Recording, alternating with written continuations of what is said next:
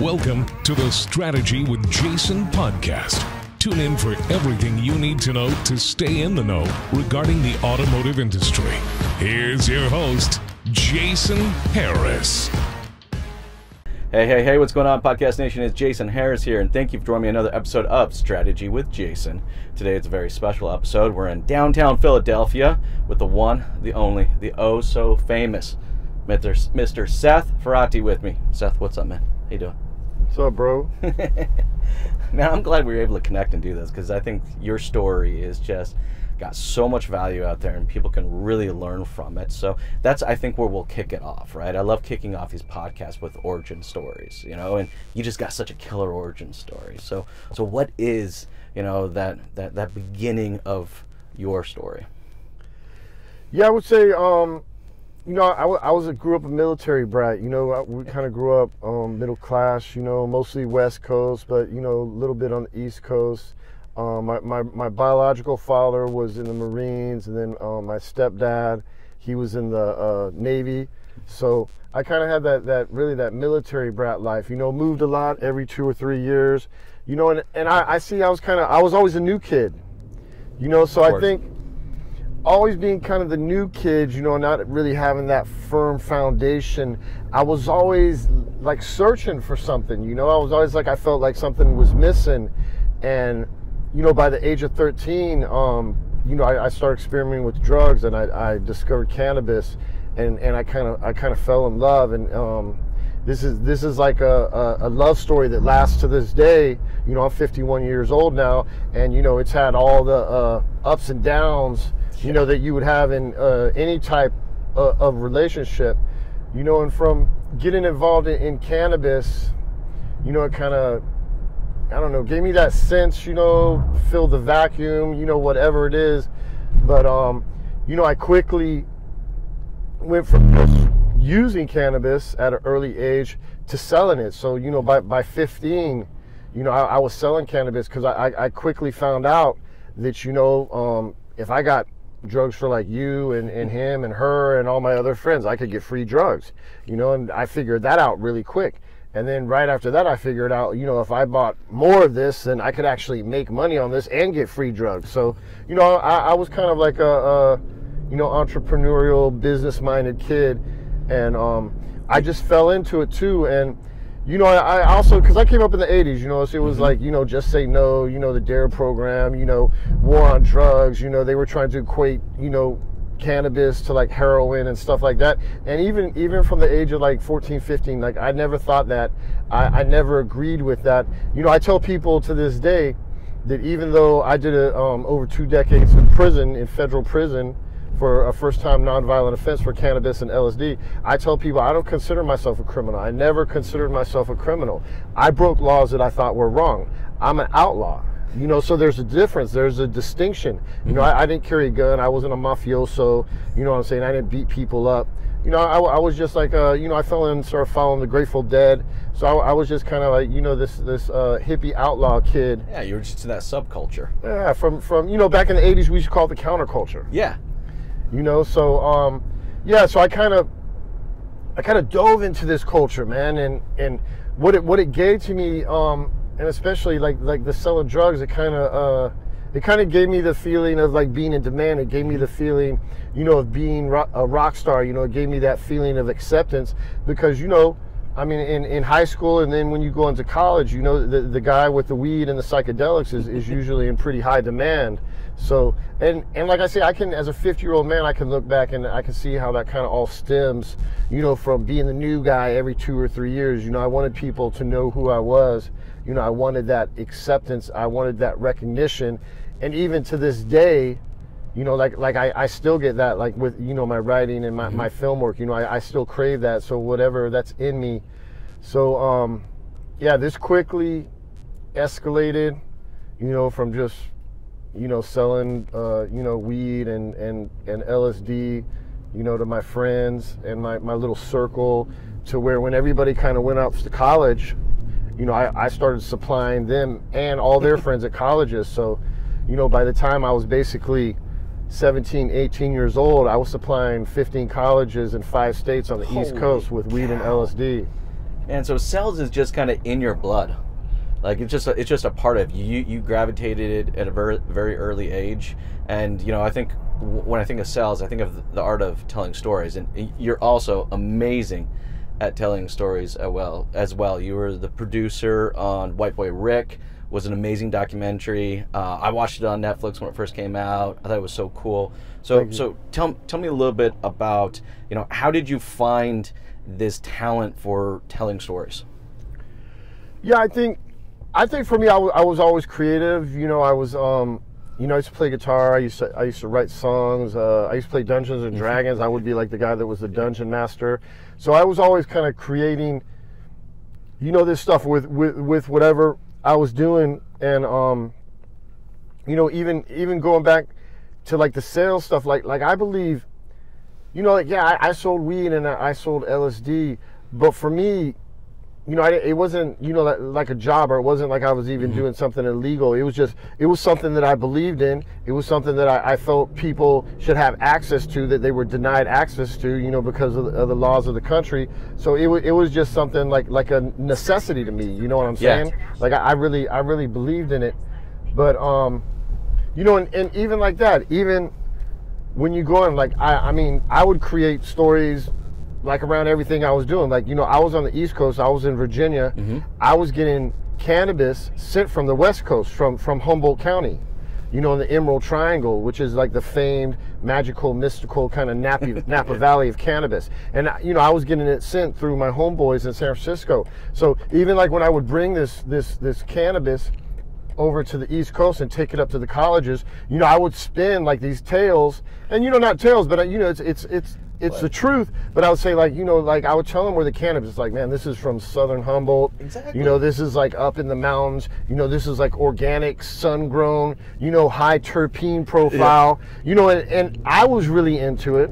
So it enabled me to kind of express it to other people. And, you know, I believe, like, if you're into something, if you believe in what you're doing, then I mean, it's an easy sell. And at the end of the day, to me, it wasn't even like I've never thought, like, I was a drug dealer, so a lot of people say, okay, yeah, you were in sales. I never thought of it like I was in sales, because to me, you just enjoy telling the story. I was helping people. You know, I was helping people get to something they want, and then I was entertaining them, and then I was like regaling them with like the history, you know, and the dynamics of, like, you know, where this product came from, and, you know, and why they should like this product over like some Mexican brick pot, which, like, in the 80s there was a lot of Mexican brick pot, you know, that was pretty much garbage.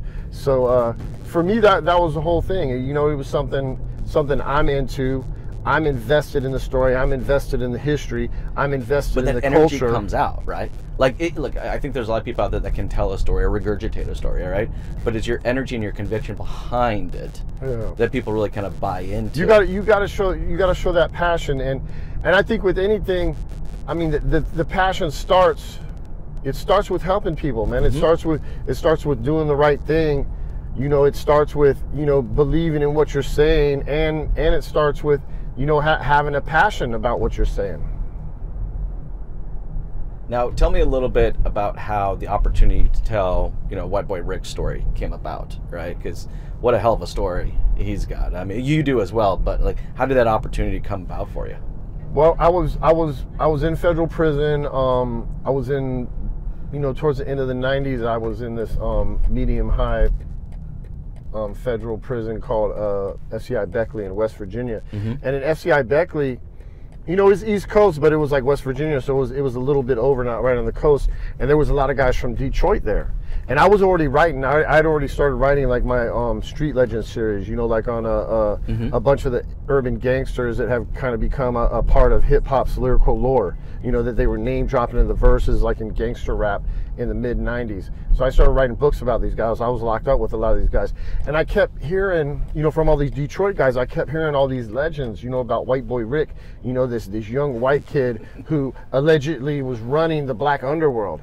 And I just thought, like, this is crazy, man. So I started reaching out to this guy. You know, he was in prison, I was in prison. So, like, you know, through my girlfriend at the time, who's my wife now, I started reaching out to him, and she would write to him. You know, I would write the letter, she would, like, rewrite it, send it to him.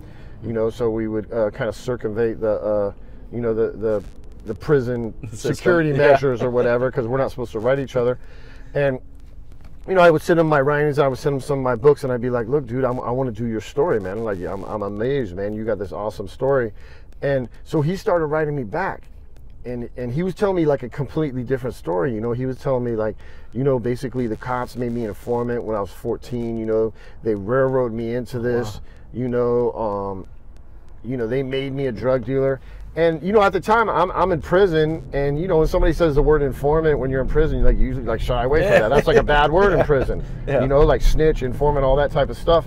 You know, so at first I couldn't really wrap his story. I was like, you know, I'm trying to romanticize his story. I'm trying to glorify it. I'm trying to do like the Billy the Kid, Jesse James type thing. Yeah, exactly. You know, that's the gunslinger. That's the stories that I was writing at this time. And so at first, you know, I couldn't really wrap my head around that, but I was still, you know, into the story. So we kept corresponding. We kind of built up a friendship.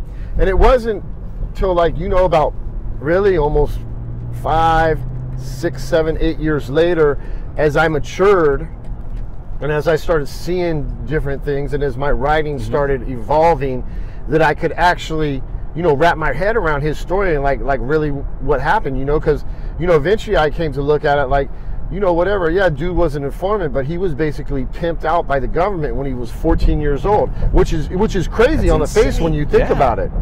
You know, so and also my writing, as my writing evolved, I started writing more about like, you know, racial injustice. You know, I started looking at like the war on drugs for what it is. Yeah, because I'm a white guy, but I was in prison with mostly black dudes, so it was mostly black dudes that were locked up, you know, for this war on drugs. So there was this really big racial component. And also I started looking at the criminal justice system and what they were doing to people, and I started writing about prison reform stuff, you know, and how they were treating us and how they had us caged and how they basically stripped away everything of us and we didn't have any rights and we were treated like worse than animals.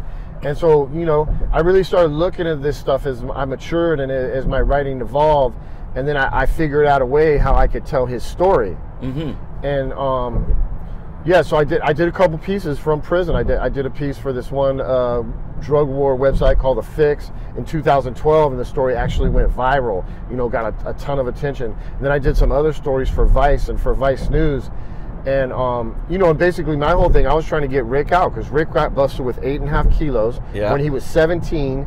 As a nonviolent offender, and he got a life sentence. And you know, around 2012 too, the Supreme Court came out and said you can't give a juvenile life.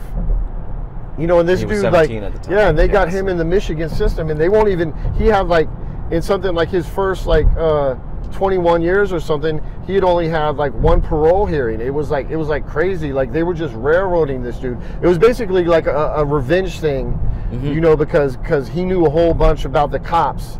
And he told the feds, when he got busted, he told the feds about the corrupt cops in Detroit that led all the way up to the mayor. So, you know, and that really didn't go nowhere. Some people got convicted, but a lot of people, you know, got acquitted, you know, because that's what happens when they indict law enforcement. It doesn't always work out, even when it's the feds.